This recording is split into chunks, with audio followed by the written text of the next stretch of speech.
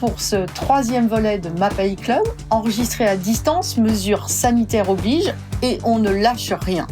Ce podcast est aujourd'hui consacré à un tandem d'athlètes qui force l'admiration, en route pour les qualifications aux Jeux paralympiques de Tokyo cet été, dans la discipline hyper exigeante du triathlon.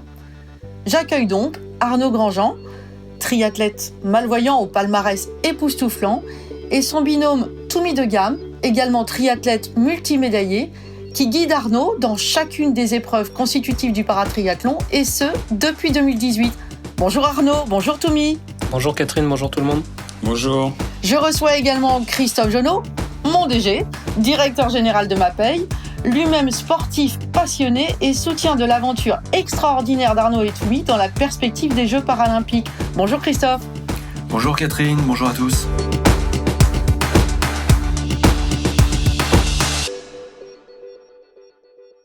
Arnaud, tu as un parcours incroyable. Tu as 34 ans, tu es ingénieur-chercheur à la direction recherche et développement d'EDF, tu es titulaire d'un double diplôme d'ingénieur franco-allemand et d'un doctorat en énergétique. Chapeau bas. Parallèlement, comme si ça ne suffisait pas, tu pratiques le paratriathlon depuis 2013. Tu peux nous en dire un peu plus sur cette discipline ? Oui Catherine, alors le paratriathlon, c'est la discipline du triathlon qui s'adresse aux personnes en situation de handicap physique ou sensoriel. Donc physique, on pense notamment aux personnes qui souffrent d'amputation ou d'agénésie de malformation. Sensoriel, donc ça me concerne plus particulièrement pour les personnes en situation de malvoyance ou de non-voyance. Mais alors, comment t'es venue cette idée d'embrasser cette discipline hyper exigeante et dans quelles circonstances ? Alors, donc je suis venu au triathlon, donc au paratriathlon en 2013 suite à un pari que j'ai fait et que j'ai remporté avec mon ancien guide. Donc à l'époque en 2013, je faisais du paracyclisme et une année, on cherchait à se qualifier pour les championnats du monde de paracyclisme en tandem avec mon guide de l'époque. Et donc pour me motiver, il m'avait promis de m'offrir en fait un triathlon guidé finalement avec lui si on parvenait à se qualifier à ces fameux championnats du monde. L'année en question, on a réussi à se qualifier, donc il a honoré son pari en 2013 lors des championnats de France qui se déroulaient à Besançon, et c'est comme ça qu'on a mis le pied à l'étrier. Donc avant de faire du paratriathlon, comme je l'ai dit précédemment, donc j'ai fait du paracyclisme avec mon guide de l'époque Julien, donc de 2007 à 2013 au niveau national et international, et avant ça j'ai fait différents sports, par exemple la course à pied ou les sports d'équipe, rugby ou handball en club, avec plus ou moins de bien de réussite.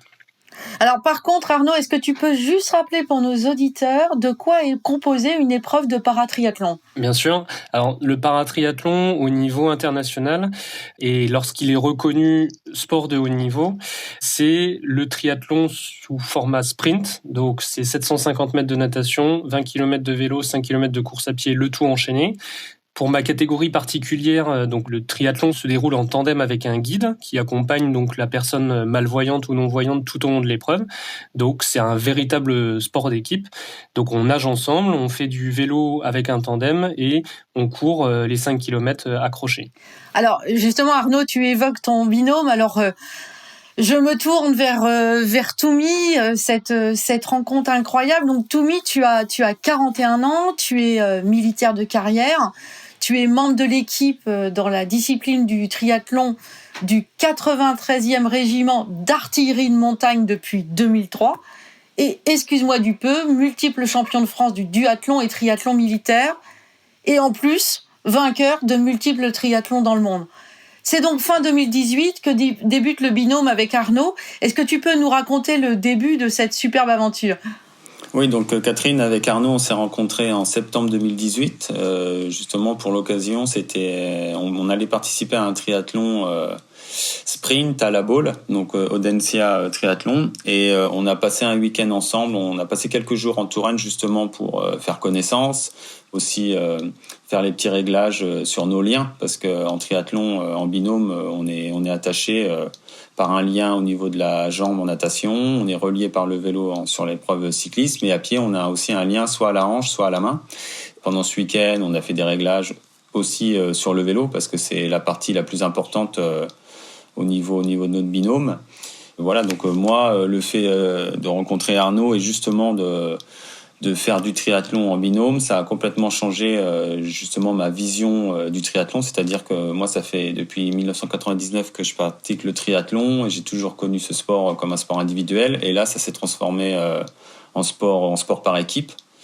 Et voilà, donc l'expérience s'est bien déroulée parce que au triathlon de La Baule, on était mélangé avec les valides sur une course open qui comptait à peu près 900 athlètes. Et en plus de ça, les conditions climatiques étaient très très difficiles. Donc le baptême de feu a été réalisé dans des circonstances difficiles et ça s'est bien passé. Donc c'était de bon augure pour le reste de l'aventure.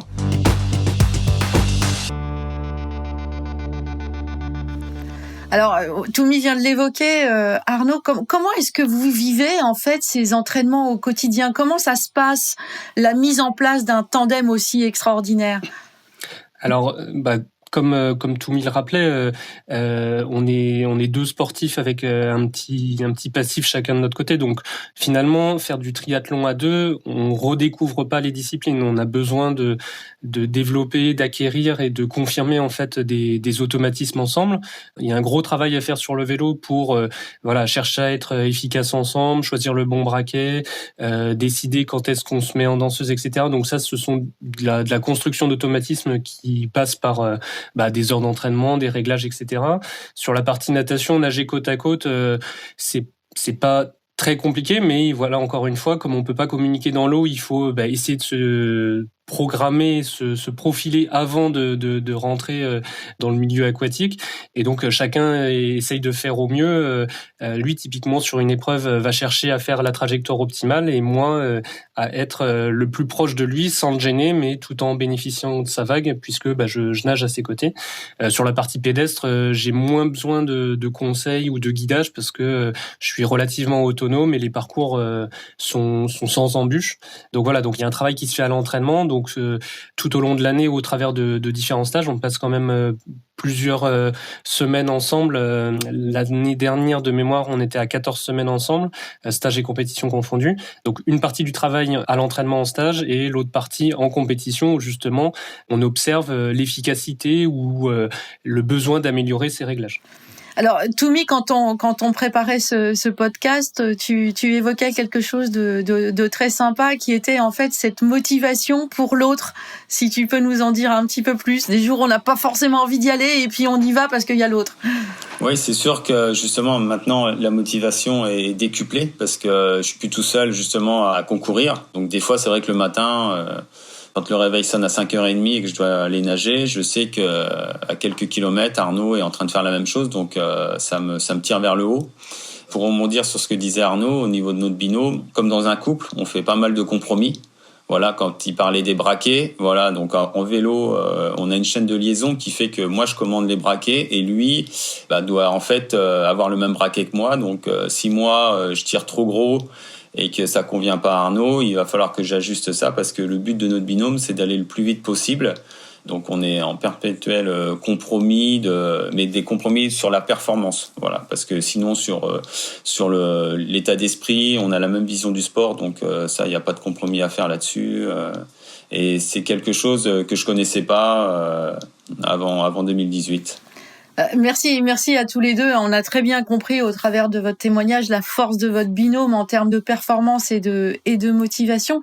Parlons à présent, Christophe, de ta rencontre avec nos invités au hasard d'un voyage. Toi qui es, je le répète, sportif, passionné et pratiquant.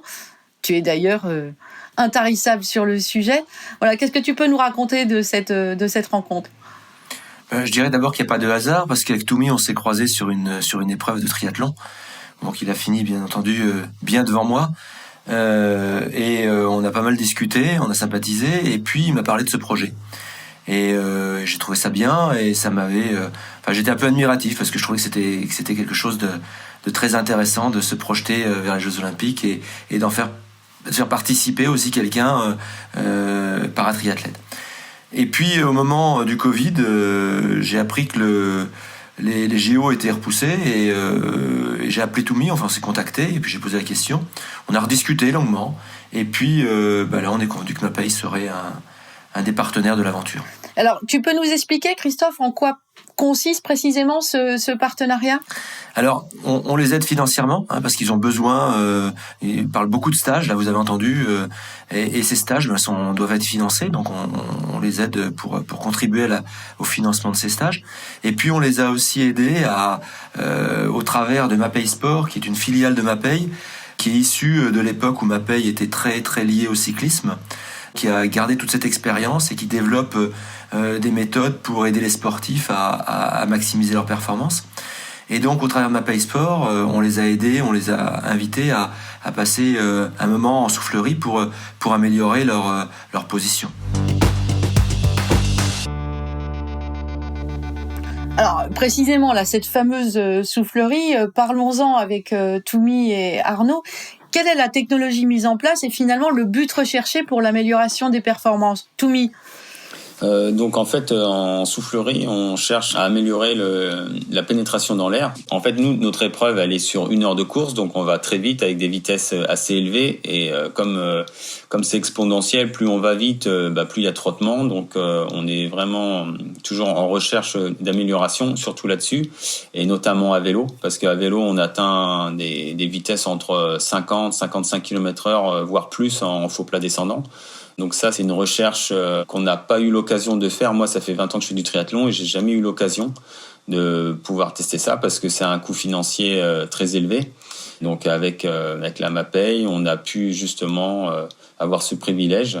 Et ce qui en sort, c'est que on a passé quasiment une journée entière à faire ces tests-là.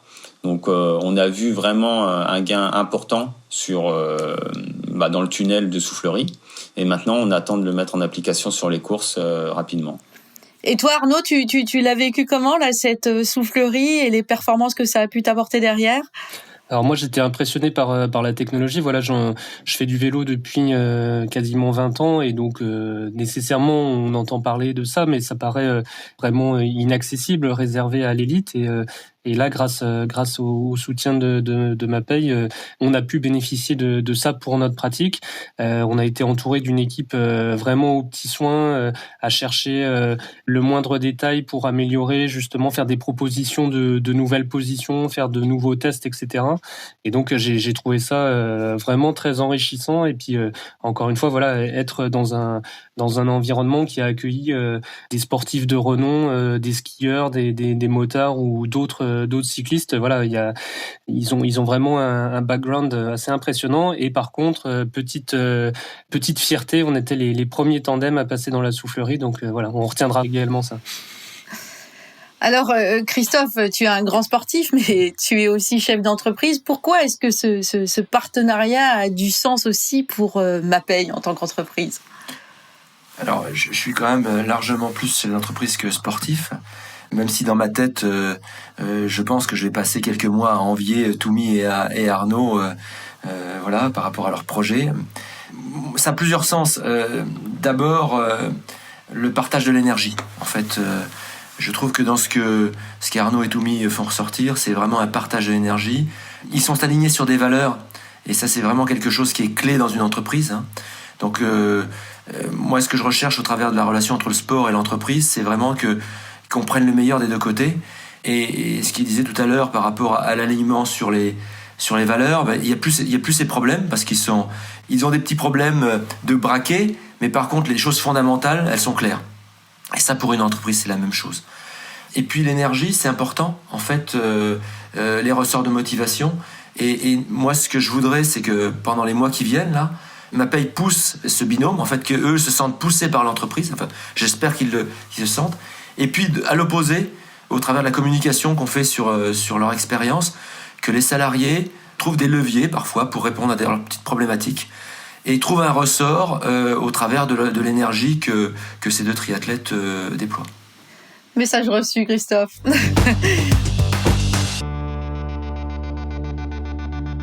Alors, Arnaud, Toumi, l'échéance approche.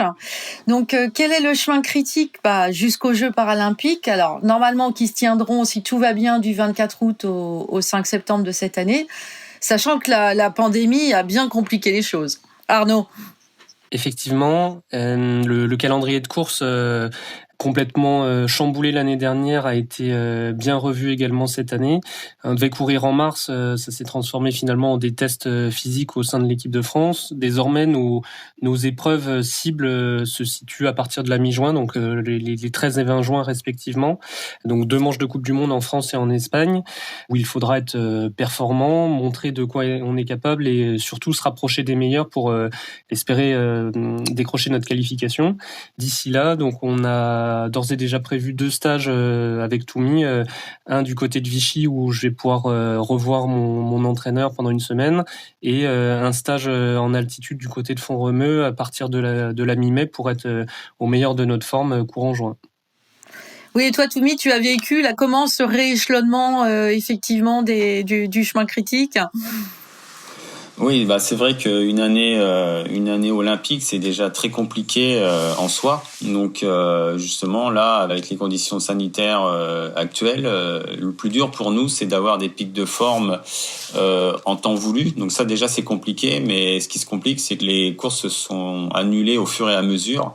Et là, il y avait un réajustement à faire avec nos entraîneurs, en sachant qu'on a chacun un entraîneur, même si on arrive à planifier notre pic de forme ensemble et à améliorer justement nos conditions physiques pour l'objectif du binôme.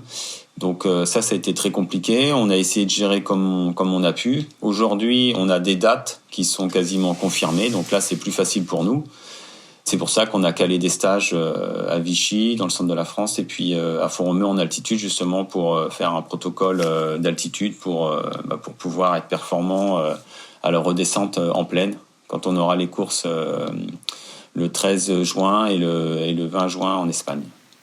Écoutez, gageons et espérons que ce calendrier sera respecté. Alors, Christophe, tu vas être présent avec Mapei à chaque étape pour encourager ce binôme de choc?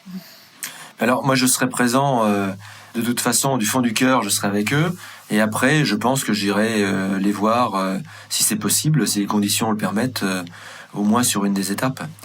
Et puis j'espère bien qu'il y a d'autres salariés qui feront des témoignages de cette poussée que Mapei doit faire pour aider nos amis à être au mieux pour leur qualification.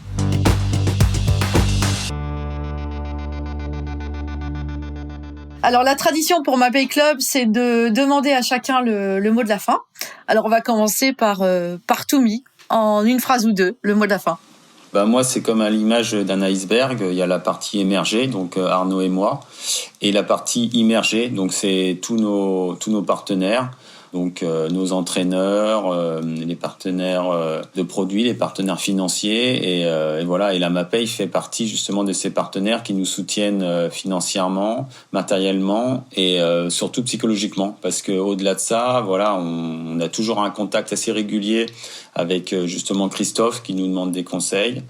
Il y a aussi Sylvain qui fait partie aussi de l'aventure et qu'on côtoie très très très très régulièrement.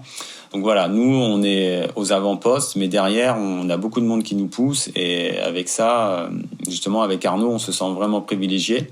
Et ce qui nous pousse justement à nous dépasser. Et on court pour nous, mais aussi on court pour ceux qui nous soutiennent tout au long de l'année.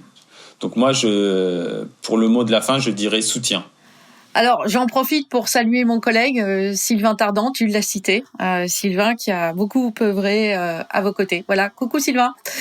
Donc, Arnaud, le mot de la fin, c'est le jeu.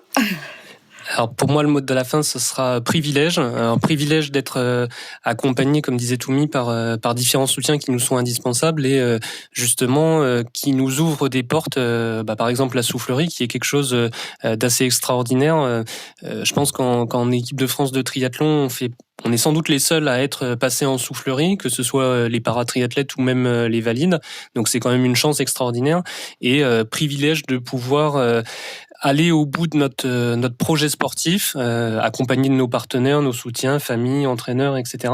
Et finalement n'avoir rien à regretter au bout du chemin, quoi qu'il arrive. Donc nous sommes des privilégiés, on en est conscient et voilà, on saisit cette opportunité, on la saisira jusqu'au bout.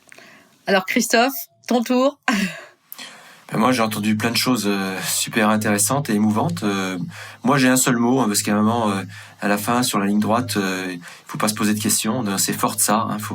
Je vous souhaite tout le meilleur pour que vous alliez au bout et que vous fassiez plaisir le jour J et que ça se passe bien.